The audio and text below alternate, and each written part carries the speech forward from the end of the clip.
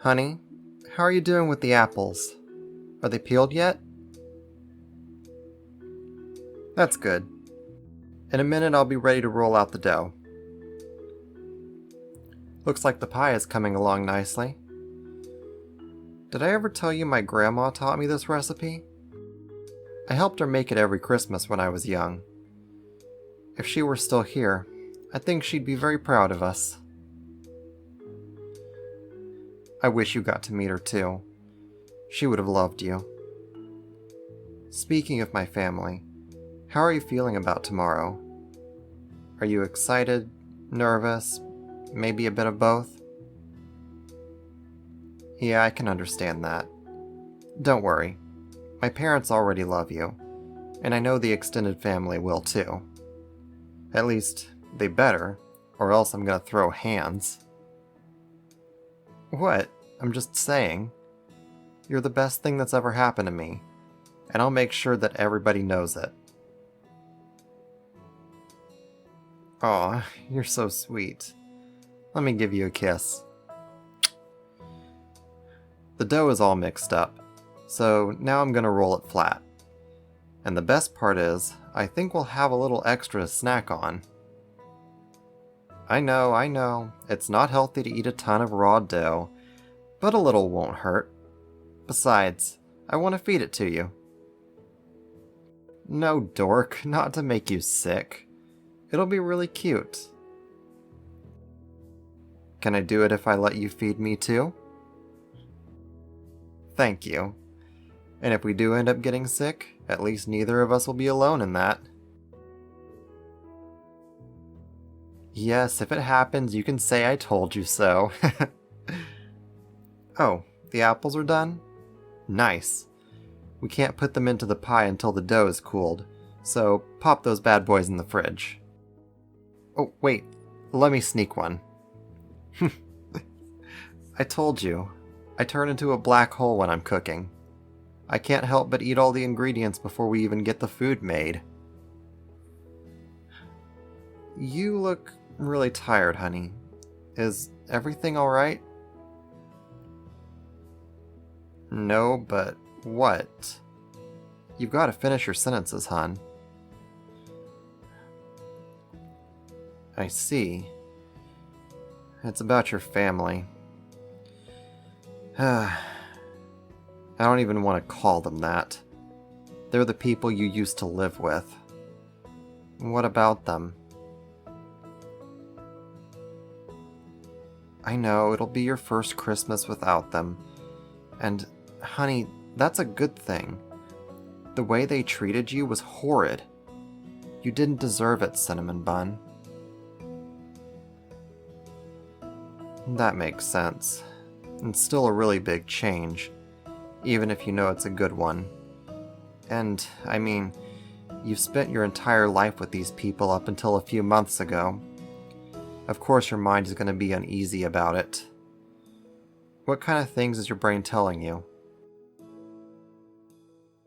That leaving them was a mistake? What? How could that be a mistake? No, let me stop you right there. There is nothing that excuses the way they treated you. It didn't matter what happened to them in the past, or if they knew how much their actions hurt. There's no good reason to do that to a child, or an adult for that matter. How about I put this from my perspective? When you were still living with those people, sometimes we'd meet up, and I could just tell that you were screaming inside. Some mornings, I'd look at your face and I'd know you spent the previous night crying yourself to sleep. There were times where you would come to my door in the middle of the night, drenched in tears because you couldn't stand to be near them. Even after we moved in together, you still took their calls and met up with them. Every time that happened, you would come back looking like the soul was sucked out of you. It was like something inside of you had broken, and sometimes it took weeks before you were back to your old self. But now I see you smiling more. You're sleeping better, and we're able to enjoy being together without fear of them popping in and putting you down. When I look into your face, I see the freedom that you've needed for so long. Of course, some of the scars they left never fully fade, no matter how much I wish they could. And it's one of those scars that's hurting you right now. But believe me, honey, you made the right choice. Cutting them off was the best decision you ever made, and I'm so proud of you for being brave enough to do it. So whenever those thoughts come up, say to yourself, I made the right choice. It's scary right now, but I don't regret anything. I know it won't be that easy, but I want you to try. And you know I'm always here for you if you need any help. Don't be afraid to call out to me and share your thoughts. I can't even begin to imagine the hurt you've been through. But from what I do know, I don't want you to face it alone. What do you mean you feel sorry for them? Why? Hey, listen to me, honey. You are not at fault for walking away. They are at fault for hurting you, for treating you like you're expendable, for seeing how amazing you are and trying to snuff that out. All you're doing right now is protecting yourself. There's nothing to feel guilty about. Hun, can I give you a hug? Well, as long as you don't mind flour on your shirt. You can cry if you want to. It's okay. I'm right here. My sweet cinnamon bun. You are a gift.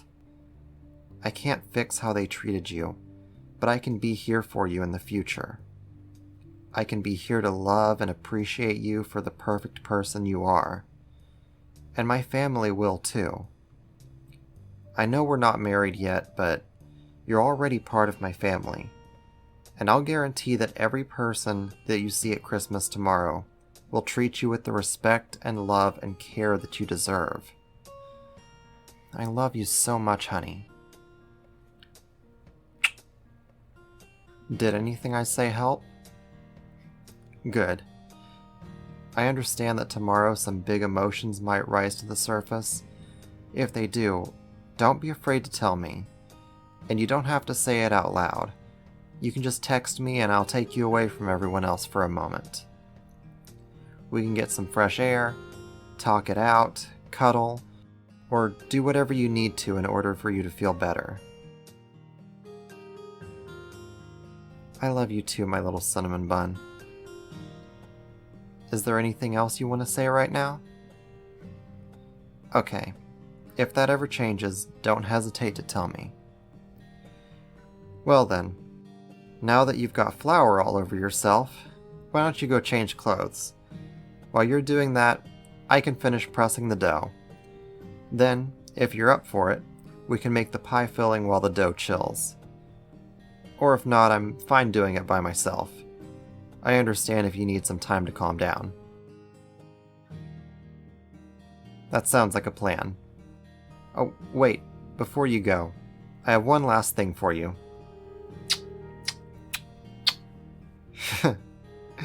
I love you, honey. Never forget that.